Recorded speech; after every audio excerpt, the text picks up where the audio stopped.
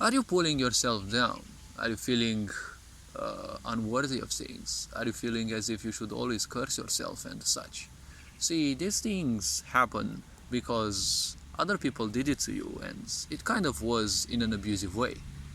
When you are angry, it isn't much of a problem when you tell someone that they suck or that they're not good enough, but the moment you repeat this, you're investing into their misery because now you're giving them your opinion, and well, they might accept it and then they might end up investing in it as well. So now what you have done, you're no longer the only one suffering, there's someone else who's also investing in their suffering. So you've invested in the destruction of humanity instead of helping people, well, reach a higher level. Every time you think about pulling yourself down, these are most likely other people's opinions. Yes, from a karmic substance perspective. Well, there's also been hundreds or thousands of lifetimes before this one where you've been pulled down because, well, a lot of people say that the ancients were more wise. No, the ancients had some wise people, just like there are wise people nowadays. But if you look at the Middle Ages, people would die out of a simple disease. They didn't know shit. They didn't have books to read. And you're telling me that those people were wiser than us? Well, I kind of doubt it, if you ask me. Flourishing societies thousands of years before? Well, obviously they are. Obviously they were. But nowadays, if you think about it, where are those flourishing societies?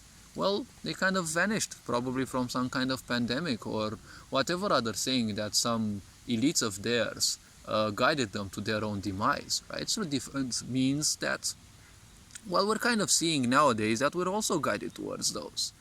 And, well, this goes to one single question. Those ancient societies, well, I don't doubt their wisdom. Obviously, they let us a lot of messages. But the question is, do you see those ancient societies nowadays? I don't see those. Well, if they didn't survive, most likely they weren't wise enough. See, a lot of civilizations simply vanished because they forgot the rules of physicality. When you reach a certain level of well-being, the only thing that's left is to drug yourself with all sorts of so-called spiritual aspects.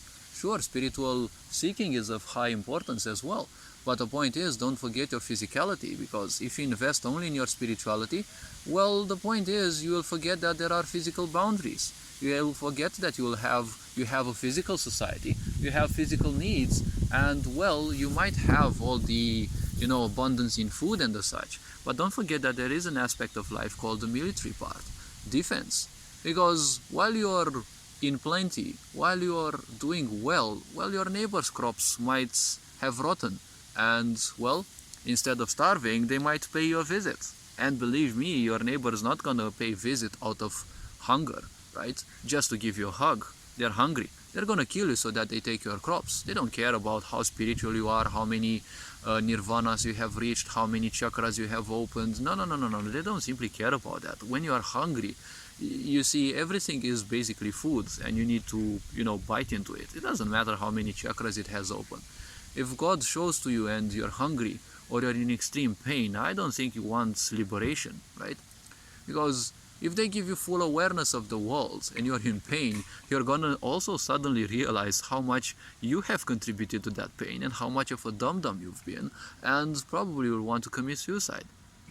So you don't ask for greater things when you are in lower things, right? You will always ask for a pain relief, right? You're in utter pain, you will ask God, okay, please remove this pain, right? That's why also medics do the same thing. When a patient is in pain, pain killing is the first thing they do.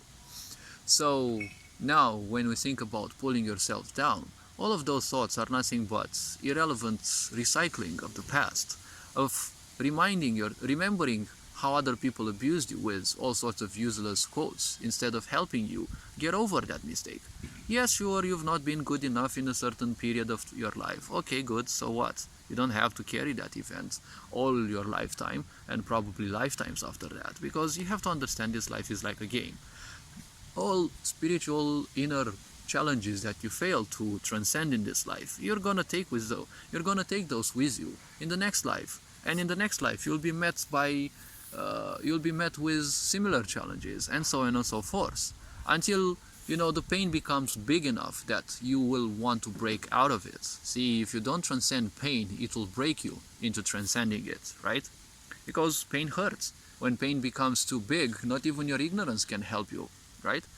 People with self-destructive behavior, they don't go to a dentist to fix their teeth until, their cavities become painful enough that they simply can no longer take it, right? That is what the ignorant people around you have taught you to behave like.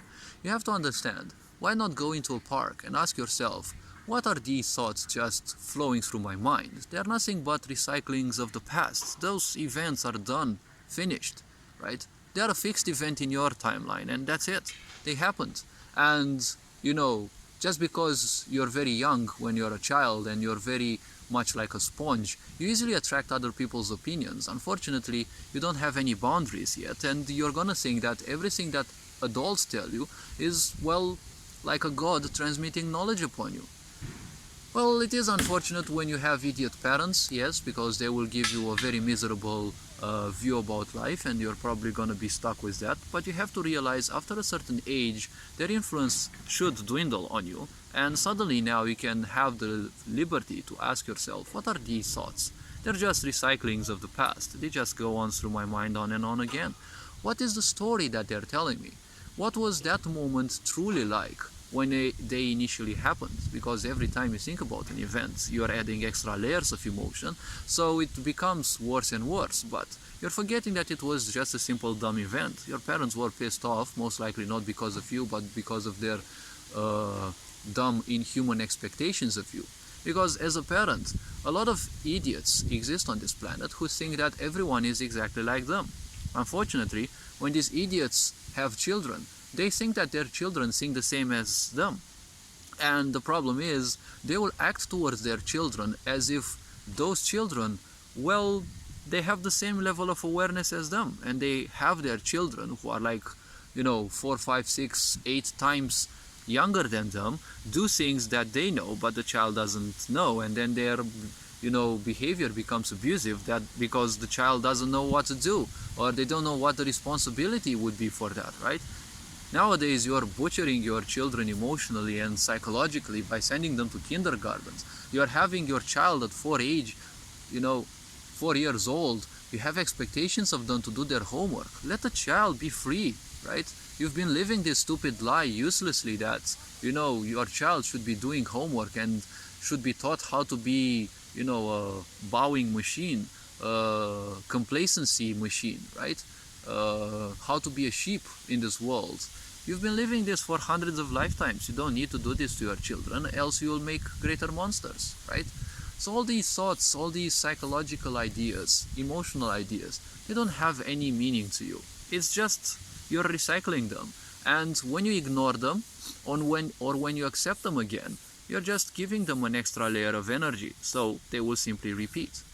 They will repeat even if you don't spend energetically into those, but slowly and surely their influence on you will dwindle. Every time you have thoughts that simply piss you off, why not breathe in deeply and ask yourself, why is this thought important to me right now? It doesn't do anything to me right now. You can think of your ex all you want, they're not there near you, right? You can have all of those imaginary discussions with people who are not close to you. You just have to remind yourself, those people are not here. Why am I imagining that I'm talking to those, right? It's all just a sort of escapism from the misery that you are in, right? All of these ideas, all of this self-talk, even the negative self-talk, right? They are a sort of escapism. They are a sort of, trying to cover the misery within. So when you self-doubt, right, remember that those thoughts happened. They're just a reminder of things that happened. They don't have any meaning anymore to you. Remember that they are nothing else but comparison. Now that you're alone and you're thinking about these, why do you think you're not good enough? Good enough or bad enough? Well, that is a comparison, and you're alone. Isn't that a psychiatry? Because when you have a comparison, there needs to be someone else. What were you not good enough for?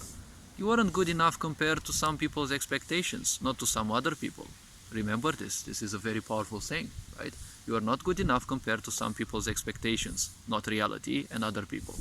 This being said, you are appreciated, enjoy life, and well, this being said, Ferenc Power signing out.